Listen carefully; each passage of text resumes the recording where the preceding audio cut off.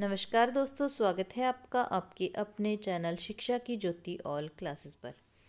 तो आज की क्लास हमारी हिंदी व्याकरण के बहुत ही महत्वपूर्ण प्रश्नों से रिलेटेड रहेगी। और ये जो क्लास है, एक सीरीज़ हम स्टार्ट कर रहे हैं हिंदी व्याकरण के प्रश्नों की, नॉन स्टॉप सीरीज़। जब तक ये टीचर वैकेंसी कंप्लीट नहीं हो जाती, मेरा मतलब है कि केवीएस की वैकेंसी आ रही है, बहुत सारे बच्चों ने सीटेट का पेपर देना है। इसके अलावा जो हरियाणा में पीजीटी की वैकेंसी निकली हुई है, जबकि उसका फॉर्म अभी फिल नहीं हुआ है, फिर भी पेपर तो होगा। टीजीटी की वैकेंसी भी कह रहे हैं कि जल्दी ही फॉर्म फिल करवाएंगे, ठीक है। तो इन सब में हिंदी व्याकरण है उसके प्रश्न पूछे ही जाते हैं। तो हम एक ऐसी टेस्ट सीरीज शुरू कर रहे हैं जिसमें मैं जो प्रश्न लूँगी वो एनसीईआरटी से, जो एनसीईआरटी की बुक्स चल रही हैं, आपको पता ही है कि ज़्यादातर जो प्रश्न हैं उनमें से पूछे जाते हैं, ठीक है। तो उन्हीं से हम एक एक शब्द करेंगे, चाहे समास हो, संधि हो, मुहावरे हों, जो भी हो हम वहाँ से करेंगे, ठीक है। तो शुरू कर लेते हैं आज की क्लास। आप जितना ज़्यादा सपोर्ट करेंगे उसी प्रकार से मैं प्रश्नों को देखूंगी कि कितनी संख्या एक टेस्ट में रखनी है। जो भी बच्चे मेरे से जुड़े हैं, इस टेस्ट सीरीज़ को मिस मत करना, आप कंटिन्यू इसको देखते रहना, आपके सारे प्रश्न बहुत अच्छे से याद हो जाएंगे, ठीक है। तो शुरू कर लेते हैं आज की क्लास, जिसमें सबसे पहला प्रश्न है, निम्न में से कौन सा अल्प प्राण नहीं है। तो अल्प प्राण कहते हैं ना कि सुन सुन के बहुत सारी चीज़ें याद हो जाती हैं जब हम एक ही चीज़ को पढ़ते रहते हैं। तो अल्प प्राण कौन सा नहीं है, कौन सा नहीं है पूछा है, ठीक है। तो सबसे पहले ऑप्शन की बात करें तो ये है कै वर्ग का दूसरा व्यंजन कै ख। और जो प्रत्येक वर्ग का दूसरा और चौथा व्यंजन होते हैं, वर्ण होते हैं, वो होते हैं महाप्राण। तो इसका मतलब जो ख है वो एक महाप्राण है। अगर वो महाप्राण है तो अल्प प्राण कैसे हो सकता है। और पहला, तीसरा तथा पांचवा जो वर्ण होते हैं, व्यंजन होते हैं, वो अल्प प्राण होते हैं। तो गै कौन सा है, तीसरा है, ठीक है। क ख घ, क ख ग, ठीक है। उसके बाद च पहला आ गया, द त थ द तीसरा आ गया। तो ये तीनों ही क्या हो गए, अल्प प्राण हो गए। तो अल्प प्राण नहीं है जो, वो है ख, जो कि एक महाप्राण है। तो ऑप्शन नंबर 1 हमारा सही आंसर हो जाएगा। अगला प्रश्न है, निम्नलिखित में से तालव्य व्यंजन कौन से हैं। तो तालव्य व्यंजन वही होंगे जो तालु की सहायता से बोले जाते हैं। तो जो हमारे मुंह में नीचे वाला हिस्सा है वो क्या होता है, तालु होता है। जो ऊपर वाला हिस्सा होता है वो मूर्धा होता है, मूर्धन्य ध्वनियाँ होती हैं जो ऊपर वाले हिस्से के सहायता से बोली जाती हैं। तो च, छ, ज, झ, न, जो ये सारे के सारे किस में आते हैं, तालव्य ध्वनियों में आते हैं। तो ऑप्शन नंबर 1 हमारा राइट आंसर हो जाएगा।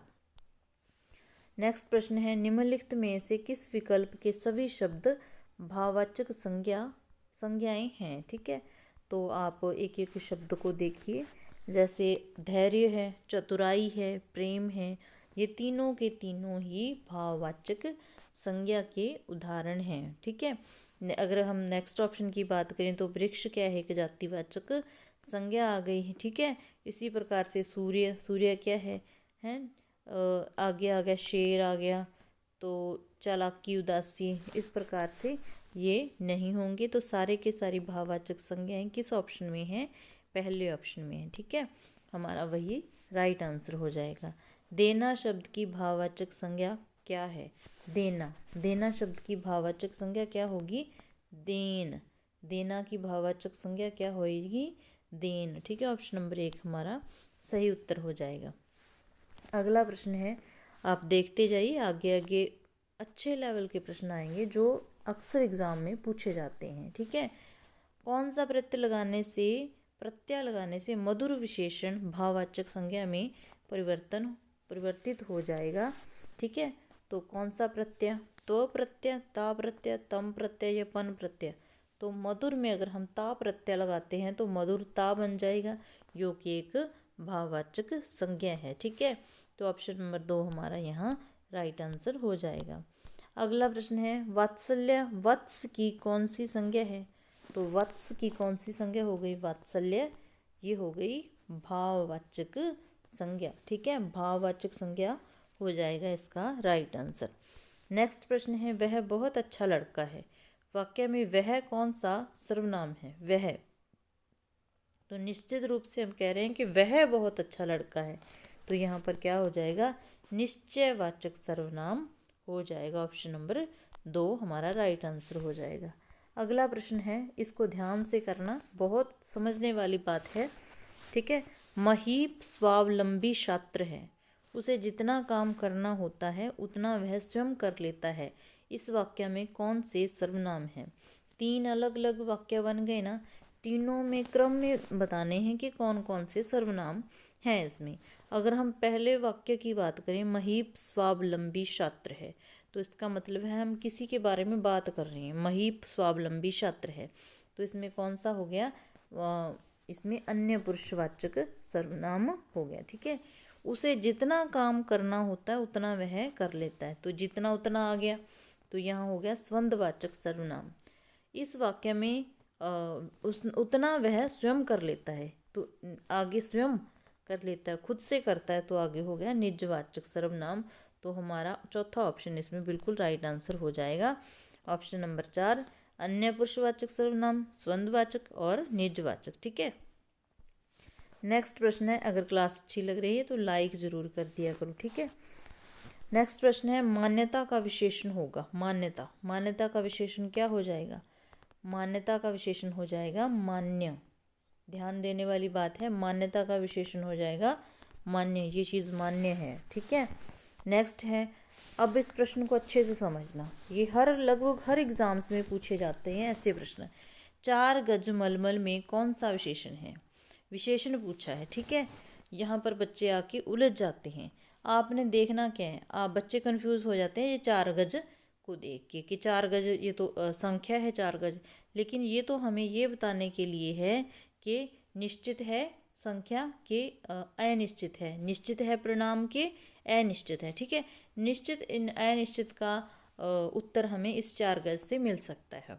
अगर हम बात करें, यहाँ पर पूछा है संख्यावाचक है, गुणवाचक है, परिमाणवाचक है या फिर सार्वनामिक है, तो मलमल है, मलमल कपड़ा है। ठीक है, तो इसको किस प्रकार से लिया जाता है?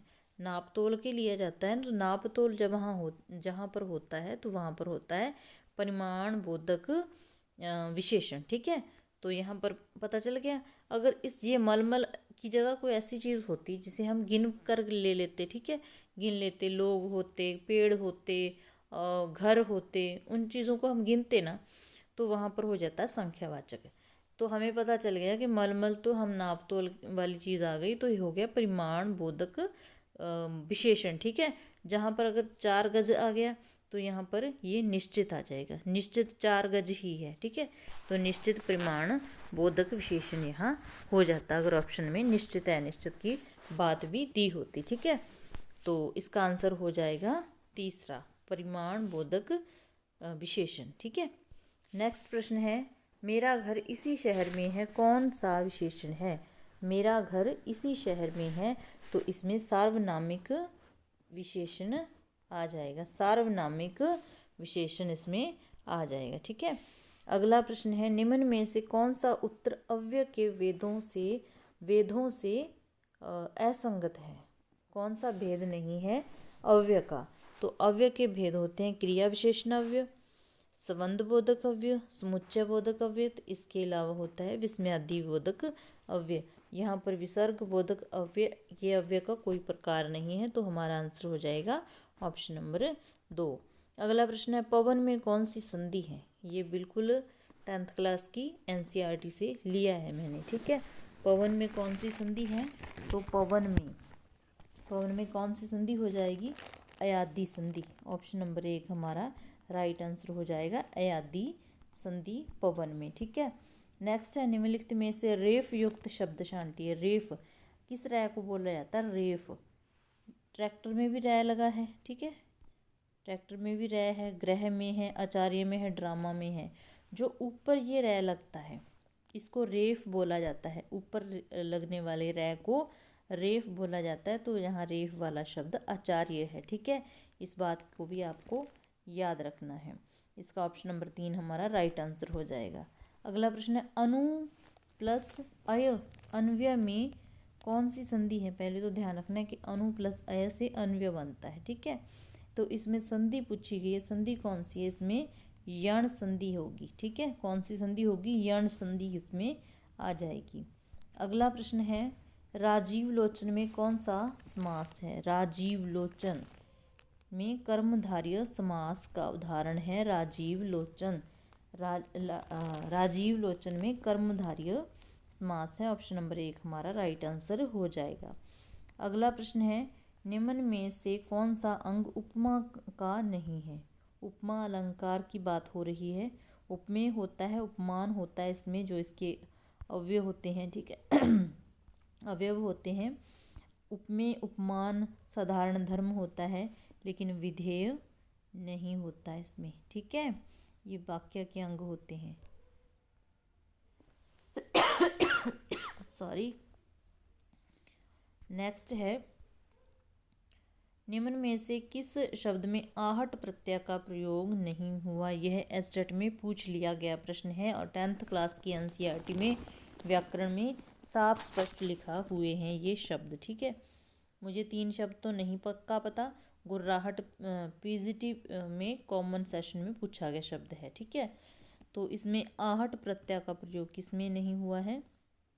आहट प्रत्यय का प्रयोग नहीं हुआ है मिलावट में। आवट है, मिलावट में कौन सा प्रत्यय है, आवट है।